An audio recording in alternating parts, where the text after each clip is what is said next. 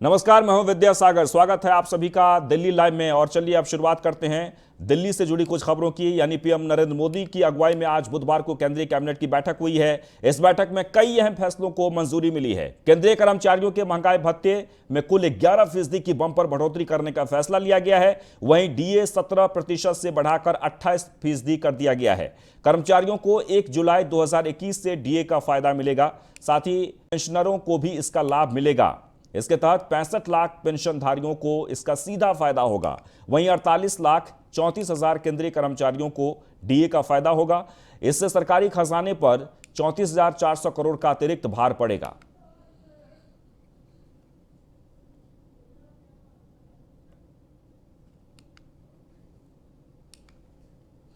वहीं केंद्रीय गृह सचिव अजय भल्ला ने राज्यों और केंद्र शासित प्रदेशों को चिट्ठी लिखकर कोरोना की रोकथाम के लिए सख्त दिशा निर्देश जारी करने का आदेश दिया है। राज्यों और केंद्र शासित प्रदेशों के मुख्य सचिवों और प्रशासकों को लिखे पत्र में अजय भल्ला ने कहा कि वह जिले और अन्य स्थानीय अधिकारियों को भीड़ भाड़ वाले स्थानों को नियंत्रित करने और कोरोना प्रबंधन के लिए आवश्यक उपाय करने के लिए सख्त दिशा निर्देश जारी करें। तो कोरोना की तीसरी लहर के मद्देनजर केंद्रीय सचिव के द्वारा सभी राज्यों और केंद्र शासित प्रदेशों को चिट्ठी लिखकर आगाह किया गया है। वहीं हाल ही में हुए केंद्रीय मंत्रिमंडल विस्तार में डिमोशन पाने वाले मंत्रियों में शामिल रहे पीयूष गोयल को बीजेपी ने अब बड़ी जिम्मेदारी दी है। रेल मंत्रालय से हटाने के बाद अब पीयूष गोयल को राज्यसभा में सदन का नेता बनाया गया है। दरअसल थावरचंद गहलोत को कर्नाटक का राज्यपाल नियुक्त किए जाने के बाद यह पद खाली हुआ था, जिसकी जिम्मेदारी अब पीयूष गोयल को दी गई है। पीयूष गोयल के पास अभी वाणिज्य और उद्योग मंत्रालय, उपभोक्ता मामले, खाद्य और सार्वजनिक वितरण मंत्रालय के साथ कपड़ा मंत्रालय की भी जिम्मेदारी दी गई है।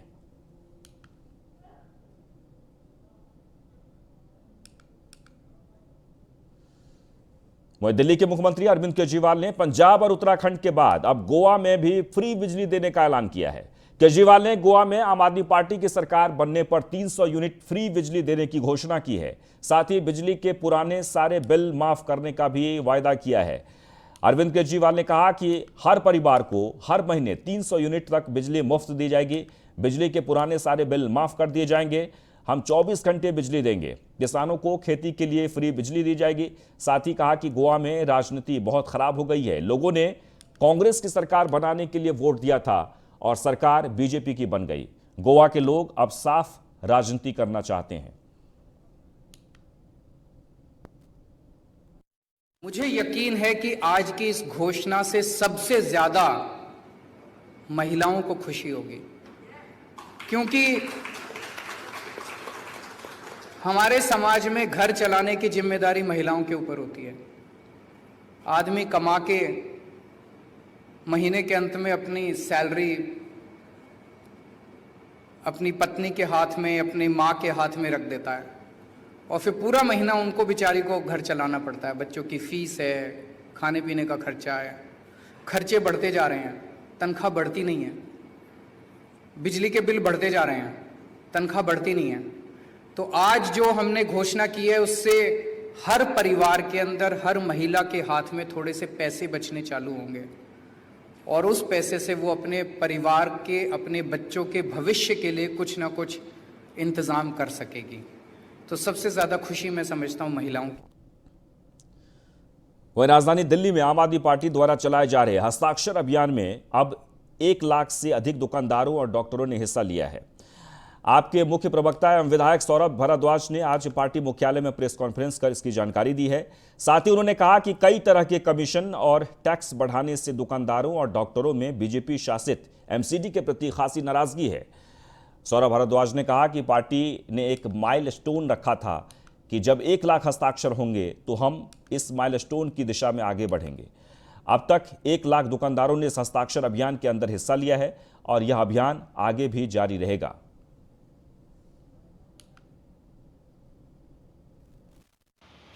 चाहे वो कमर्शियल टैक्स का मामला हो, चाहे वो हेल्थ ट्रेड लाइसेंस की फीस हो, चाहे दुकानदारों से इकट्ठा की जाने वाली कूड़े के नाम पे जो पैसा इकट्ठा किया जा रहा हो वो हो, चाहे डॉक्टर्स के क्लिनिक से साल के 30,000 रुपये सिर्फ उनका कूड़ा उठाने के इकट्ठे किए जा रहे हों, इन कारणों से दुकानदारों में और ख़ास करके बाज़ारों में एमसीडी से खासी नाराज़गी है। और आम आदमी पार्टी के कार्यकर्ताओं ने और आम आदमी पार्टी के पार्षदों ने एक हस्ताक्षर अभियान की शुरुआत की थी कि हम अलग अलग बाज़ारों में जाके, अलग अलग इलाकों की दुकानों पे जाके दुकानदारों से हस्ताक्षर अभियान के अंदर हिस्सा लेने के लिए कहेंगे, चाहे वो वह राजधानी दिल्ली में बढ़ती आपराधिक घटनाओं का जिम्मेदार बढ़ते नशे को बताया जा रहा है। वजीरपुर इलाके में चल रहे अवैध नशे और सट्टे के व्यापार को लेकर कांग्रेस नेता हरिकिशन जिंदल ने पुलिस पर आरोप लगाया है। वहीं इसकी शिकायत उन्होंने north west DCP Usha Ranganani से की है और भ्रष्ट अधिकारियों को सस्पेंड करने की मांग की है। इसे लेकर कांग्रेस नेता हरिकिशन जिंदल ने न्यूज वन इंडिया के संवाददाता किरणपाल सिंह से खास बातचीत की। क्या कुछ कहा, सुनिए। बढ़ते नशे के ऊपर लगाम लगाने के लिए कांग्रेस के नेता हरिकिशन जिंदल थाना अशोक विहार में शिकायत देने आए हैं। किस तरीके की शिकायत है, आइए जानते हैं। सर, किस तरीके की शिकायत है और किस इलाके के लिए आपने ये जो मुहिम छेड़ी हुई है? देखिए, पूरा जो वजीरपुर विधानसभा है, इसके अंदर ये वजीरपुर इंडस्ट्री एरिया एक इलाका आता है, साथ के अंदर ही है। हम इसकी बार बार यहाँ डीसीपी साहब को कंप्लेंट हम देते रहे हैं कि यहाँ की जो लोकल पुलिस है, चाहे उसमें चौकी इंचार्ज है, सब लोग मिले हुए हैं। यहाँ दवा के नशे का कारोबार हो रहा है, चाहे उसमें शराब है, चाहे समैक है, चाहे गांजा है, चाहे सट्टेबाजी का कारोबार है, लगातार यहाँ पर हो रहा है और पुलिस इसमें कोई कार्रवाई नहीं कर रही।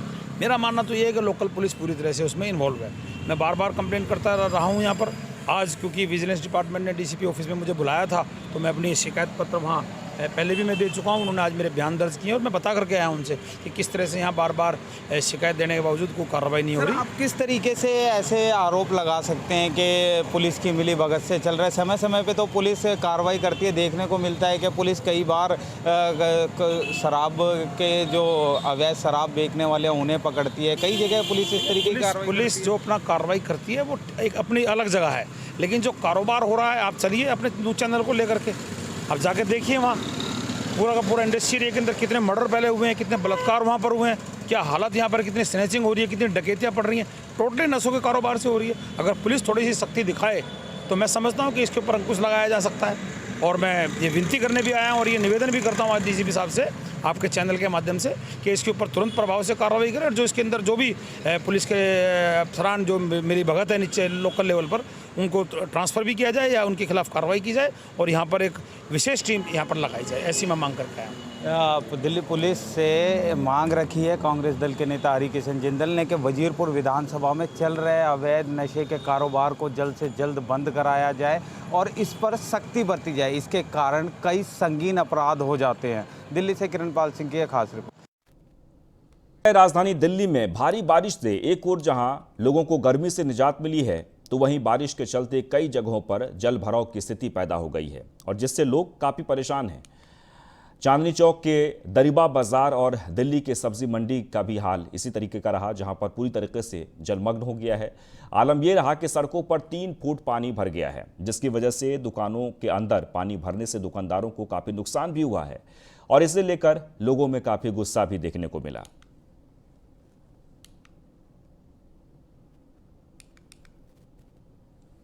तो राजधानी दिल्ली में पहली बारिश में ही सिविक एजेंसियों की पोल खुल गई है। भारी बारिश के बाद पुरानी दिल्ली के कई इलाकों में जल भराव हो गया है, जिसकी वजह से भीषण जाम लग गया और गाड़ियां रेंगती हुई नजर आई।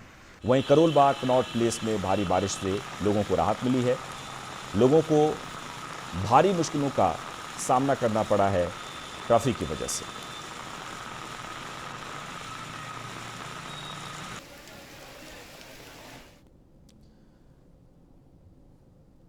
तो दिल्ली में भारी बारिश से एक तरफ जहां दिल्ली वासियों को राहत मिली, वहीं कई इलाके तब तालाब में तब्दील हो गए, जिसकी वजह से जगह जगह लंबा जाम लगने से लोगों को मुश्किलों का सामना करना पड़ा।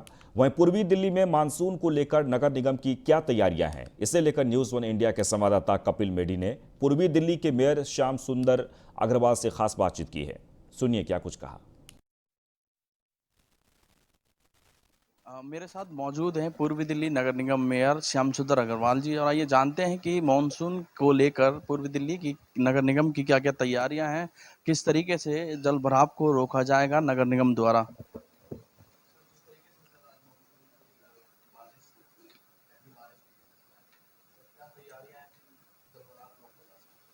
हमने निगम के जितने भी नाले हैं उनको साफ करवा दिया है और वो बिल्कुल साफ हो चुके हैं। 100% से भी ज़्यादा काम हुआ है। हम उन नालों की सफाई के लिए ठेका देते हैं और उसमें जितनी सिल्ट हम लोगों को निकालनी होती है उससे भी ज़्यादा हम लोगों ने सिल्ट निकाली है। हमारे नालों से पानी PWD के नालों में जाता है या फ्लड के डिपार्टमेंट नालों में जाता है। तो अगर कोई परेशानी आने वाली है तो उनकी वजह से आने वाली है। अगर उनके नाले साफ़ नहीं हुए होंगे, जैसा मुझे जानकारी है कि नाले साफ़ नहीं हुए हैं, उन्होंने केवल कागजों में नाले साफ़ किए हैं, तो उसकी वजह से जनता को परेशानी होने वाली है, जो कि बड़ा दुख का विषय है। इनको अपने नालों को दोबारा से चेक करना चाहिए, उनकी सफाई करानी चाहिए। अगर वो सफाई नहीं कराएंगे तो जनता परेशान होगी, जो कि फिर जनता आने वाले समय को बख्शने वाली नहीं है। सर, पूर्वी दिल्ली की कई सड़कों की तस्वीरें आज भी सामने आई हैं जिसमें जल भराव हुआ है, यातायात में भी बहुत सी परेशानियों का सामना करना पड़ रहा है सर, उसके लिए सर। देखिए, बारिश बहुत तेज़ थी। जब बारिश आती है तो जल आने में समय नहीं लगता, निकलने में समय लगता है।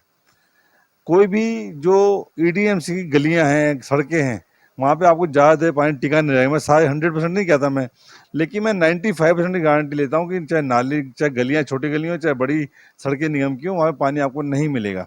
थोड़ी बहुत जहाँ पे कई जगह लोगों ने अपने दोनों तरफ थड़े बना लिए हैं, सड़क का जो ढलाव था उसको ख़त्म कर दिया, वहाँ पे ऐसी समस्या आते हैं, लेकिन वहाँ भी घंटे 2 घंटे पानी निकल जाता है। सर, नगर निगम की किस तरीके की तैयारियां सर? मैंने बताया कि हम सारे नाले साफ़ कर चुके हैं, नाली हमारी साफ़ है, डेली सफाई चल रही है। हमारे सफाई कर्मचारी डेली नालियों को साफ़ करते हैं, उनकी देखभाल करते हैं, और नाले वाले भी, नाले साफ़ होने के बाद भी, ठेके पे देने के बाद भी, हमारे जो नाला बेलदार हैं वो डेली नाले पे खड़े होते हैं, उसको सफाई। तो राजधानी दिल्ली में गर्मी का 90 साल का रिकॉर्ड तोड़ने के बाद मानसून की पहली बारिश से एक तरफ जहां लोगों को उमस भरी गर्मी से राहत मिली, वहीं दिल्ली वालों के लिए यह बारिश आफत बनकर आई है। दिल्ली के अशोक विहार के अंडरपास में 8 फीट तक पानी भर गया, जिसके बाद पानी में गाड़ियां तैरती नजर आई।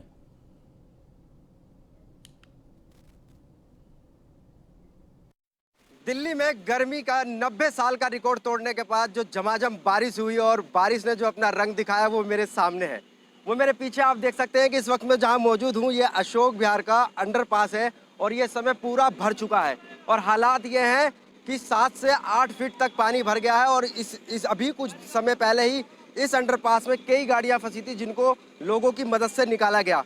अब सबसे बड़ा सवाल यह है कि आम आदमी पार्टी बीजेपी सरकार के ऊपर जो आरोप लगाती है कि वो गाद में भ्रष्टाचार कर गए, गाद नाले की गाद निकालने के ऊपर भ्रष्टाचार कर गए, इस बात का आरोप प्रत्यारोप चलता रहता है। सरकार और MCD के बीच में इस बीच की तकरार जो है वो देखने को सामने आती है। लेकिन मैं आपको दिखा दूं कि जो दोनों सरकारों के बीच में जो तकरार जो सामने आती है उसका खामियाजा जनता को भुगतना पड़ता है। मेरा नाम विपुल शुक्ला है। शुक्ला जी, बताइए कि आप इस समय कहाँ से कहाँ जा रहे थे और कहाँ कैसे फंस गए आप लोग? अशोक विहार जाना था, बाइकें खड़ी सामने हमारी, पर पानी का करीब यहाँ पे जल जमाव 6 फीट के आसपास है, 5.5-6 फीट के आसपास है, तो फिर इस कंडीशन में तो जा नहीं सकते हैं। जब बारिश हुई लोगों को राहत मिल गई, लोगों को राहत मिलने के बाद भी हालात ये देखने को मिल रहे हैं कि 7 से 8 फीट पानी हो जाना और लोगों का डूब जाना। हर साल वादा किया जाता है कि पंप लगा दिए, सफाई कर दिए, पानी निकल जाएगा, पर हर साल हम देखते हैं 24 साल हमें यहाँ हो गए हैं, आज तक यहाँ सफाई नहीं हो पाई है, पानी ऐसा ही बढ़ता है। हर साल यही हालात रहते हैं। हर साल यही हाल होते हैं। नहीं तो देखो, सरकारें बदलती है, मेयर बदल जाते हैं, जोन चेयरमैन बदल जाते हैं, लेकिन हालात नहीं बदलते। तो उस वाले में क्या कहेंगे? ये समझ नहीं आती क्या बात है, समझ की कहानी क्या है, पर कोई भी सरकार, कोई भी MCD बंदा कोई आकर राजी नहीं है यहाँ पे। सारे देख रहे हो, तो इस विषय में क्या कहना आपका? आप ही देख लो ये हालात है दिल्ली के, हर जगह पानी भर रखा है। किस सरकार को जिम्मेदार ठहराते हैं आप इसके? ये तो निगर पार्षद वालों की कमी है ना। मोहम्मद अलाउद्दीन जी, ये बताइए कि यहाँ से आप जा रहे थे, आप दोबारा से डाइवर्ट होकर के अपना रास्ता चेंज कर रहे हैं, किस तरीके की परेशानी? अरे बड़ी परेशानी है भाई साहब, घर नहीं जा सकते, कहीं नहीं जा सकते। हम जा रहे थे आजादपुर जा रहे थे। आजादपुर की तरफ जाने की कोशिश कर रहे थे। जी। लेकिन यहाँ भी पानी भरा हुआ और आगे भी पानी भरा हुआ है। आजादपुर में भी भरा हुआ है, इधर भी भरा हुआ है, आगे भी भरा हुआ है। दिल्ली जो है इस तरीके से अगर डूबेगी तो किस तरीके से लोगों का जो रोजमर्रा की जिंदगी है वो किस तरीके से पूरी होगी। दिल्ली से टीपू सुल्तान की रिपोर्ट। वह दिल्ली के विजय विहार इलाके में मानवता को शर्मसार करने का मामला सामने आया है, जहां एक प्लास्टिक बैग में नवजात बच्ची का भ्रूण सड़क पर मिलने से हड़कंप मच गया। जानकारी के मुताबिक 4 से 5 महीने की बच्ची का भ्रूण पॉलिथीन में बांधकर उसको सड़क पर फेंक दिया गया। वहीं सूचना पर पहुंची पुलिस मामले की जांच पड़ताल में जुट गई है। सुबह 6 बजे मैं घर से निकला, मेरा घर ही पास में है। मैं वहाँ से जैसे ही निकला तो मैं यहाँ बैठ गया। यहाँ से बैठने के बाद मैं आगे टहलने के लिए चला गया रोड पे। कहते थे उधर से आया तो मुझे दुकान वालों ने मुझे बोला कि बोले कोई बच्चा पड़ा वहाँ पे। तो मैं वहाँ से आया देखने के लिए, तो मैं जब देखता रहा, मेरी समझ तो पन्नी पड़ी थी ऊपर, तो मेरी समझ में नहीं आया। तो फिर मैंने दुकान वाले बोले कहाँ पे बच्चा बता रहे हो? बोले ये पन्नी के नीचे है ये। तो मैंने वो पन्नी उठा के देखा तो इसमें बच्चा मुझे दिखाई दिया। वहीं दिल्ली के थाना रानीबाग इलाके में ई रिक्शा की लापरवाही के चलते ऑटो चालक की मौत हो गई है। वहीं इलाके में नाबालिग लड़के ई रिक्शा चलाते नजर आते हैं। वहीं जब न्यूज़ 1 इंडिया की टीम इन चालकों से बात करनी चाहिए तो ई रिक्शा लेकर फरार हो गए। बड़ा सवाल, इस रोड पर कई ट्रैफिक पुलिस कर्मी भी खड़े रहते हैं, बावजूद इसके इस रोड पर नाबालिग लड़के ई रिक्शा को सर पर दौड़ा रहे हैं।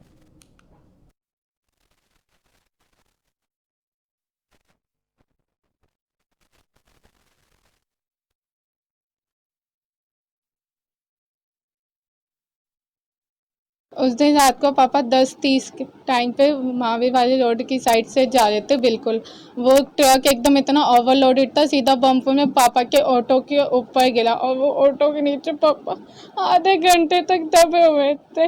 किसी ने भी हेल्प नहीं की। फिर पीछे एक एम्बुलेंस वाले अंकल ने, वो 100 लोग थे, सारे लोगों ने वो ट्रक उठाया। आधे घंटे तक पापा नीचे ऑटो के नीचे दबे हुए थे। वो ट्रक क्यों उठाया? वो ट्रक नहीं उठा तो फिर क्रेन बुलाई। वो आधे पौने घंटे में जब तक पापा को बाहर निकाला हॉस्पिटल में, पापा नहीं रहे। हम मौजूद हैं राजधानी दिल्ली के रानीबाग थाना क्षेत्र के अंदर, जहां पर ई रिक्शा वालों ने इतना आतंक मचाया हुआ है जिसके चलते एक ऑटो चालक की जान चली गई, जिसका नाम विनय कुमार बताया जा रहा है। उसकी उम्र महज 48 साल थी। घर में कमाने वाला उसके अलावा कोई और नहीं है। जब न्यूज़ 1 इंडिया की टीम ने यहाँ दौरा किया तो देखा इस रोड पर नाबालिग बच्चे भी रिक्शा चला रहे हैं, जबकि राज्य सरकार, राज्यपाल और कोर्ट के आदेश के अनुसार रिक्शे वालों को सिर्फ कॉलोनी के अंदर ही चलाने का परमिट दिया गया है। लेकिन उसके बावजूद भी दिल्ली ट्रैफिक पुलिस के नाक के नीचे ये ई रिक्शा इस रोड पर दौड़ रहे हैं, जिसके चलते आए दिन यहाँ हादसे होते रहते हैं। लेकिन फिर भी पता नहीं क्यों दिल्ली पुलिस या दिल्ली ट्रैफिक पुलिस इनको अनदेखा करती रहती है। और बता दें आपको कि अभी तक जिस ट्रक से उनका एक्सीडेंट हुआ उस ड्राइवर को भी अभी तक गिरफ्तार नहीं किया गया है, वो भी अभी पुलिस की गिरफ्त से बाहर है। मैं परवीन गुप्ता, न्यूज़ 1 इंडिया, दिल्ली।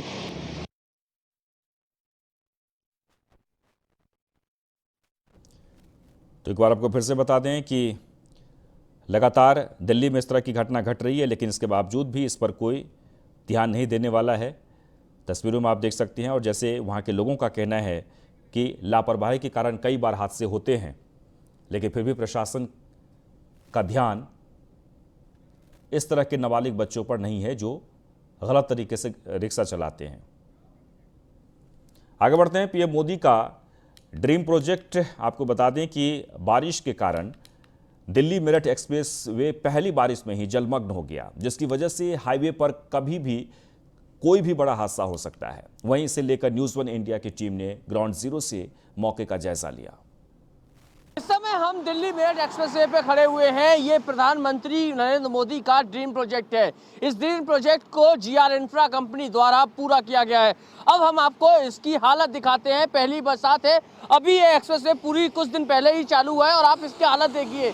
इस पर पानी भरा हुआ है, जल भराव है पूरी तरीके से, तालाब की तरह ये पूरा पानी एक्सप्रेसवे दिख रहा है, जिस एक्सप्रेसवे पे पानी निकासी की व्यवस्था भी नहीं की गई। सबसे बड़ी चीज, प्रधानमंत्री नरेंद्र मोदी का ये ड्रीम प्रोजेक्ट जो कि जीआर इंफ्रा कंपनी ने बनाया है, और उसने इस प्रोजेक्ट में देखिए कितनी बड़ी खामी छोड़ी है कि अभी पहली बरसात हुई है, सावन का मौसम शुरू हुआ है और उसी बीच यहाँ पर जल भराव हो गया, यानी पानी की निकासी की कोई व्यवस्था नहीं है।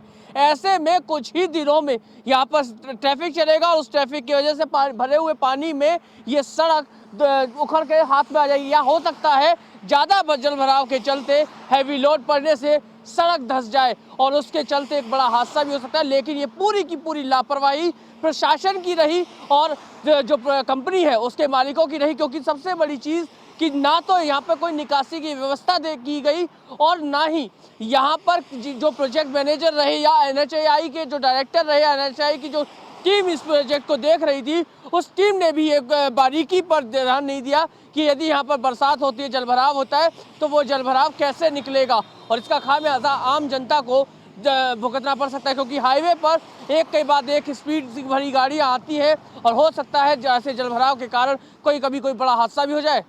विजय रविंद्र के साथ गौरव यादव, न्यूज़ 1 इंडिया। और इसी के साथ ही इस बुलेटिन में बस इतना ही, लेकिन आप बने रहें न्यूज़ 1 इंडिया के साथ। नमस्कार।